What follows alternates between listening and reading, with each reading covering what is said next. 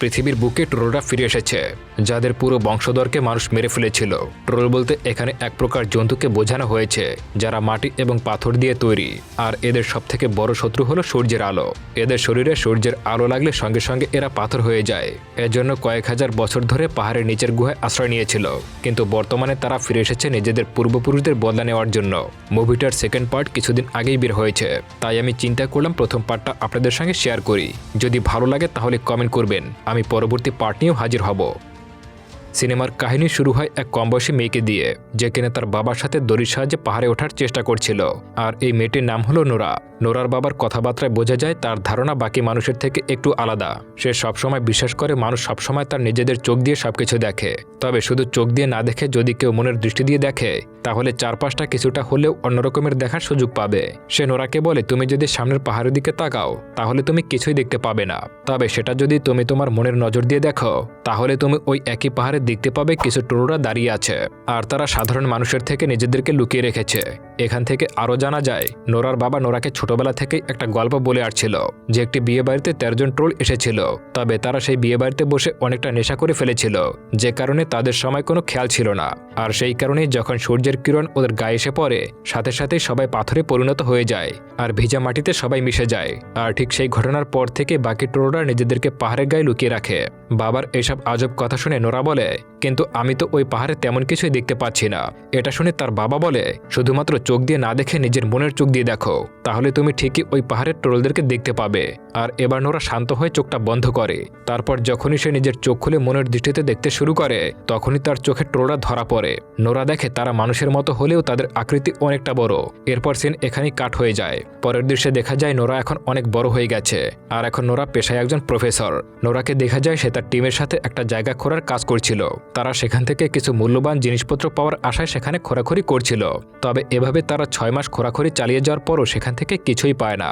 আর এবার তাদের team leader নোরাকে বলে, এমন করে এখানে কোনো খোঁড়াখুড়ি করে লাভ নেই, আমরা কিছুই পাবো না, তাই এসব বন্ধ করা উচিত। কিন্তু নোরা রাজি হয় না, কারণ তার মন বলছিল সে এই জায়গায় কিছু না কিছু অবশ্যই পাবে। তাই সে তার টিম লিডারকে রিকোয়েস্ট করে তাকে আরও কিছুটা সময় দেওয়ার জন্য, কারণ নোরা সবসময় তার বাবা সেখানেও একটা কথা মনে গেঁথে নিয়েছিল, সে যদি কোনো কাজে হাত দেয় তাহলে যেন সে নিজের উপরে সম্পূর্ণ বিশ্বাস নিয়ে সেটা করে। আর নোরাও ভাবে এবার সবাই তাকে সাহায্য না করলেও সে নিজে সেখানে খুঁড়তে শুরু করবে। এমনি করে কিছুটা সময় খোঁড়ার পর নোরার হাতে কিছু একটা জিনিস বেঁধে যায়। অন্যদিকে দেখা যায় নরওয়ের পাহাড়গুলোতে বারুদ ফিট করেছিল সেই পাহাড়গুলো উড়িয়ে দেওয়ার জন্য। এরপর যখন সেই বারুদগুলো ব্লাস্ট হয়ে যায় তখন ভেতরের অবস্থা দেখার জন্য কর্মীরা সেই পাহাড়ের মধ্যে প্রবেশ করে। আর এরই মধ্যে হাঁটতে থাকা একজন কর্মী দেখতে পায় কিছু একটা বিশাল আকৃতির জন্তু তাদের দিকে এগিয়ে আসছে।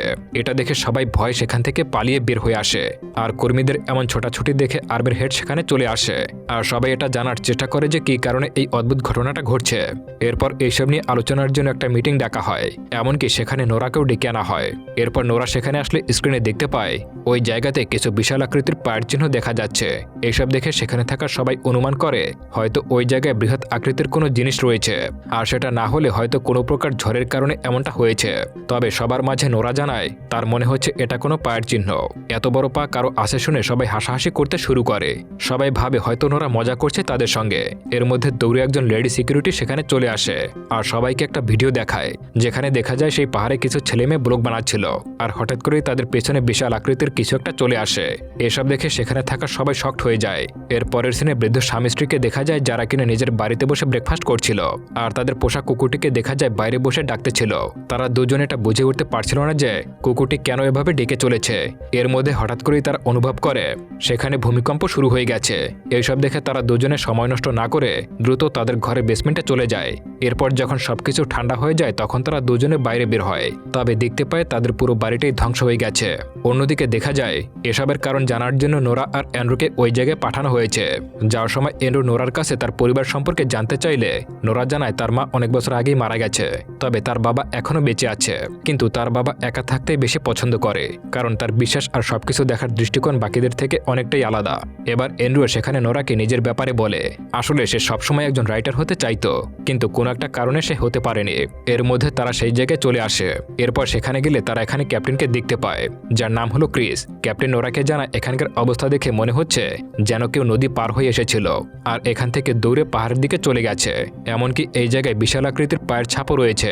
এইসব কিছু শোনার পর নোরা সেই বৃদ্ধ কাপড়ের সঙ্গে কথা বলতে আসে। তারা দুজন নোরাকে জানায় তারা এমন একটা শব্দ শুনতে পেয়েছিল যেটা শুনে মনে হচ্ছিল কেউ যেন কান্না করছিল আর পুরো জায়গাটায় একেবারে ভূমিকম্পের মতো আওয়াজ শুরু হয়েছিল। আর এইসব শুনে তারা দুজনে ভয় পেয়ে দ্রুত তাদের আন্ডারগ্রাউন্ড রুমে ঢুকে পড়েছিল। তারা দেখতে পায়নি যে উপরে আসলে কি হয়েছিল। এরপর সবকিছু শান্ত হলে যখন তারা বাইরে বের হয় তখন দেখতে পায় তাদের বাড়িটাই ধ্বংস হয়ে গেছে। তারা আরও জানায় যে এটা কি করে সম্ভব যে এত বিশাল কোনো জিনিস এত তাড়াতাড়ি কি করে উদা হয়ে যেতে পারে। আর এবার নোরা দেরি না করে সে ক্যাপ্টেনকে আর অ্যান্ড্রুকে সাথে করে নিয়ে তার বাবার কাছে চলে আসে। নোরার বাবা তখন সবাইকে বলে এটা শিওর যে ওই জায়গা থেকেই ট্রোল বের হয়েছে। এরপর নোরার বাবা সবাইকে এটাও বলে যে সে যখন তার টিমের সাথে ওই পাহাড়ে খোঁজার কাজ করছিল সেই সময় ওই জায়গা থেকে ট্রোলরা বের হয়ে এসেছিল, কিন্তু তার কাছে থাকা সব প্রমাণগুলো সরকার গায়েব করে দিয়েছিল। আর এখন আবার সেই একই বিষয় আমার পক্ষে প্রমাণ করা কোনোভাবেই সম্ভব হবে না। এইসব শুনে নোরা তার বাবাকে জানায় আজকে সেই পাহাড় থেকে ট্রোলরা আবারও বের হয়ে এসেছে। এটা শুনে নোরার বাবা সবাইকে জানায় এই ট্রোলরা বহু বছর আগে স্বাধীনভাবে বসবাস করত। আর এইসব যখন সবার সামনে প্রমাণ করার চেষ্টা করেছিলাম তখন আমার সাথীরাই আমাকে পাগল প্রমাণ করে আমাকে মেন্টাল হসপিটালে ভর্তি করিয়ে দেয়। তবে এখন ওরা কোনো রকমের দেরি করতে চাইছিল না, তাই সে তার বাবাকে সাথে করে ক্রিস আর অ্যান্ড্রুকে নিয়ে ওই পাহাড়ে চলে আসে। এরপর তার বাবাকে ট্রোলের সেই পায়ের চিহ্নটা দেখায়। এরপর নোরার বাবা সেই জায়গা খুব ভালো মতো পর্যবেক্ষণ করতে শুরু করে। নোরার বাবার এমন কর্মকাণ্ড দূর থেকে নোরা, ক্যাপ্টেন ক্রিস আর অ্যান্ড্রু দাঁড়িয়ে দেখছিল।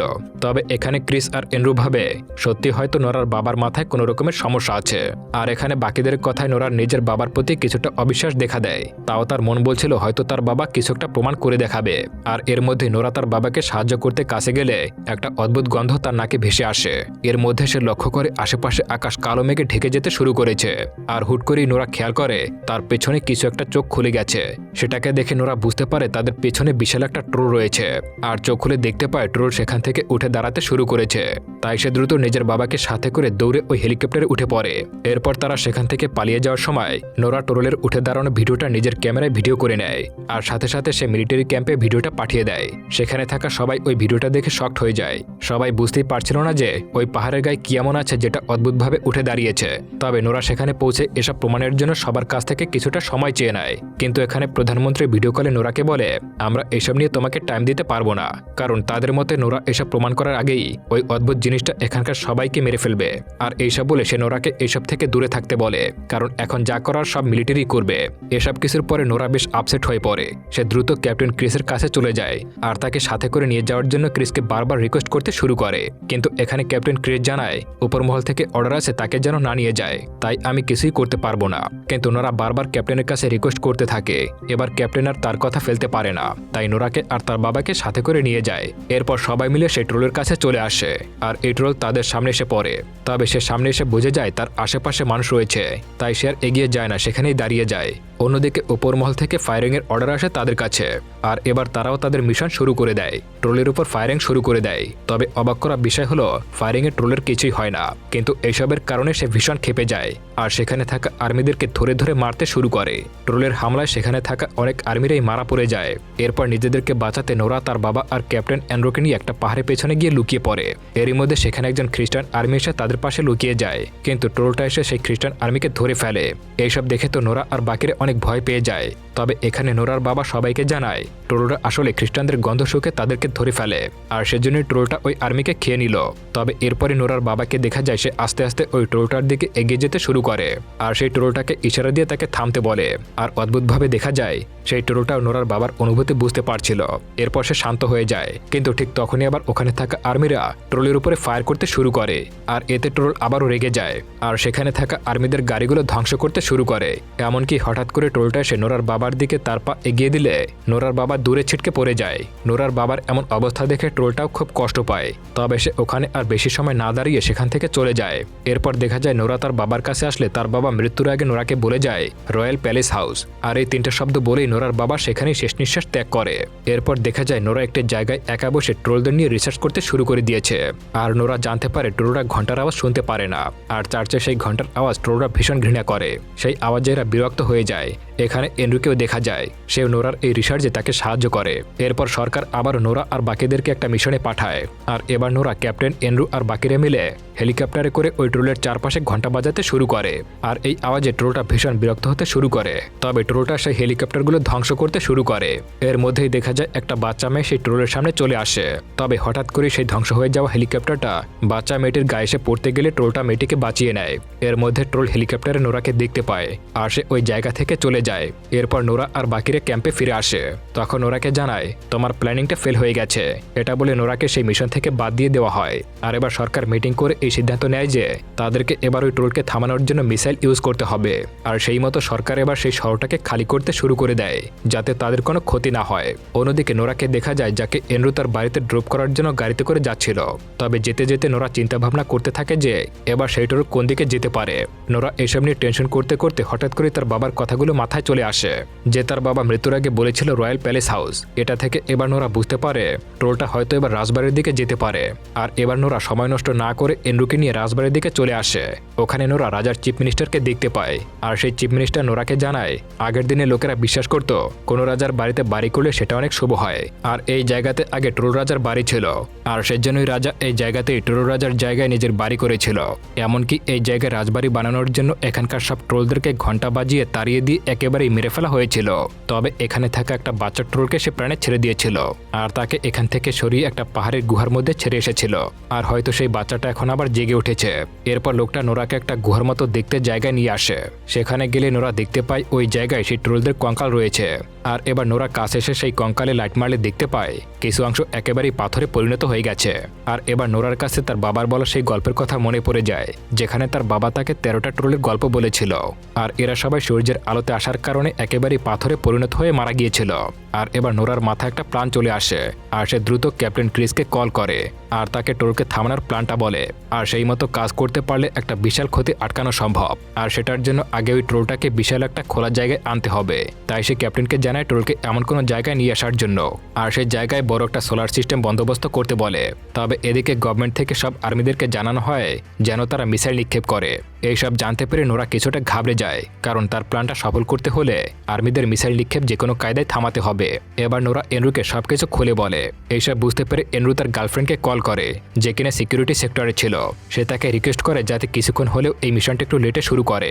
এরপর ট্রোলের সেই কঙ্কাল নিয়ে নোরা আর এনরু সেখান থেকে বেরিয়ে পড়ে। আর ট্রোল সেখানে গেলে নোরাদেরকে কঙ্কাল নিয়ে যেতে দেখলে তাদের পিছু নেয়। তবে গাড়িটা দ্রুত চালিয়ে গেলে সেই কঙ্কালটা রাস্তায় পড়ে যায়। আর ট্রোলটা এসে সেই কঙ্কালটা নিজের হাতে তুলে নেয় আর সেটার দিকে এক দৃষ্টিতে তাকিয়ে থাকে। কঙ্কালটা দেখে সে বুঝে যায় এই দুনিয়াতে তার আপন বলতে কেউ আর নেই। আর হাঁটতে সেই কঙ্কালটি তার হাত থেকে পড়ে গিয়ে একেবারে গুরুগুরু হয়ে যায়। আর এইসব কারণে এবার ট্রোলটা ভীষণ রেগে যায় আর সে এবার নোরাদের পিছু নিতে শুরু করে। এবার নোরা দ্রুত গাড়িটা চালিয়ে সেই ফাঁকা জায়গায় যেতে শুরু করে আর কোনো প্রকার ট্রোলের হাত থেকে বাঁচিয়ে সেই ফাঁকা জায়গায় চলে আসে। আর শেষ মুহূর্তে সে ট্রোলটা যখনই তাদের গাড়ি ধরতেই যাবে তখনই নোরা আর এনরু সেই গাড়ি থেকে ঝাঁপ দিয়ে বাইরে চলে আসে। আর এদিকে ক্যাপ্টেন ক্রিস সেখানে ফিট করা সোলার সিস্টেমের লাইটগুলো অ্যাক্টিভ করতে শুরু করে। এরপর ধীরে ধীরে সেই লাইটগুলো অ্যাক্টিভ হয়ে যায় আর সেই আলো ট্রোলের শরীরে পড়ার পর সে যন্ত্রণায় চিৎকার করতে শুরু করে আর তার শরীর পাথরে পরিণত হয়ে যায়। সে ভয়ানক যন্ত্রণায় চিৎকার করতে থাকে। ট্রোলের এমন কষ্ট দেখে এবার নোরাও অনেক কষ্ট অনুভব করে। এইসব দেখে নোরা আর সহ্য করতে না পেরে লাইটগুলো অফ করে দেয় আর ট্রোলকে বলে সে যেন এখান থেকে অনেক দূরে চলে যায় আর কোনো একটা পাহাড়ে নিজেকে লুকিয়ে রাখে যাতে কেউ আর কোনোদিনও তাকে খুঁজে না পায়। সে ট্রোলকে দ্রুত সেখান থেকে পালাতে বলে কিন্তু দেখা যায় এইসব কিছুর মধ্যে অনেকটা দেরি হয়ে গিয়েছিল কারণ ভোর হয়ে গেছে আর সূর্যের আলো বেরিয়ে গেছে। আর সেই সূর্যের আলো যখন ট্রোলের শরীরে এসে পড়ে সে আস্তে আস্তে পাথরে পরিণত হতে শুরু করে দেয় আর মুহূর্তের মধ্যে তার পুরো শরীরটাই পাথরে রূপান্তরিত হয়ে যায়। আর এবার সেখানে সবাই চলে আসে আর আর্মিদের সাথে সাথে প্রাইম মিনিস্টারও সেই ট্রোলকে দেখার জন্য সেখানে চলে আসে। আর এবার সে নোরাকে বলে তোমার বাবার বলা সেই সবকিছু সত্যি।